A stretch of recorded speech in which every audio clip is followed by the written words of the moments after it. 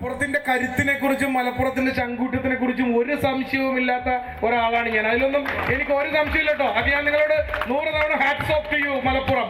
അപ്പൊ ഇനി ധൈര്യമായിട്ട് മുന്നോട്ട് വരുമ്പോ എന്നെ വിസ്മയിപ്പിക്കേണ്ട ഉത്തരവാദിത്വവും ചാലഞ്ചും കാർത്തികിനുള്ളതാണ്. ആ വെല്ലുവിളി ഏറ്റെടുക്കൂലേ? നോക്കാം, നോക്കട്ടെ, നോക്കണം. അടയാളപ്പെടുത്തുക കാലമേ ഇത് കഠികാരങ്ങൾ നിലയ്ക്കുന്ന സമയം. സിംഹരാജാവ് എഴുന്നള്ളുന്നു. Lionel Messi Argentina 1 Nigeria 0.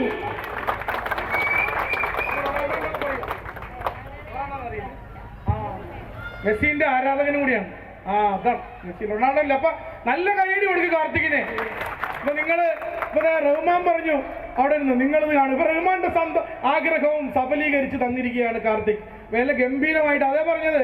നിങ്ങൾ മക്കളെ, നിങ്ങളുടെ കഴിവുകൾ ഒളിഞ്ഞിരിക്കുന്നത് എവിടെയാണ് എന്ന് ഇപ്പൊ നിലവിൽ പടച്ചോന് മാത്രമേ അറിയൂ. ആ കഴിവുകളെ കണ്ടെത്തേണ്ടതും ആ കഴിവുകളെ പുറത്തു കൊണ്ടുവരേണ്ടതും നിങ്ങൾ സ്വയം ആണ്. അവനവനാണ് തിരിച്ചറിയേണ്ടത്. എനിക്ക് ഏത് വഴി കൂടെ സഞ്ചരിക്കണം, എനിക്ക് ആരായി തീരണം എന്ന് ഉമ്മാനോടും ഉപ്പാനോടും അടക്കം പറയേണ്ടത് നിങ്ങൾ സ്വയമാണ്. അവനവന്റെ വഴികൾ ഇങ്ങനെ സ്വയം തിരഞ്ഞെടുക്കുക. കാർത്തികിനെ പോലെ ഒരു കുഞ്ഞ് മിടുക്കൻ 6ാം ക്ലാസ്സിൽ പഠിക്കുന്നല്ലേ, 7ാം ക്ലാസ്സിൽ പഠിക്കുന്ന ഒരു കുഞ്ഞ് കാർത്തിക് ഞാൻ പറയുന്നതിനേക്കാൾ ഗംഭീരമായി ഞാൻ പറഞ്ഞു വെച്ച കമന്ററി പറയുമ്പോൾ വാസ്തവത്തിൽ ഞാൻ സന്തോഷിക്കുന്നത് എൻ്റെ commentary ആവർത്തിക്കപ്പെടുന്നു എന്നതുകൊണ്ടല്ല.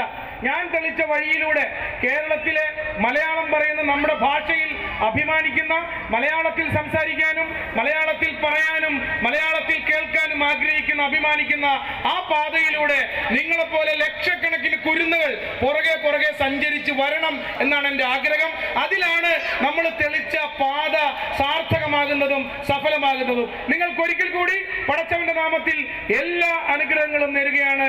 All the very best to Malappuram guys.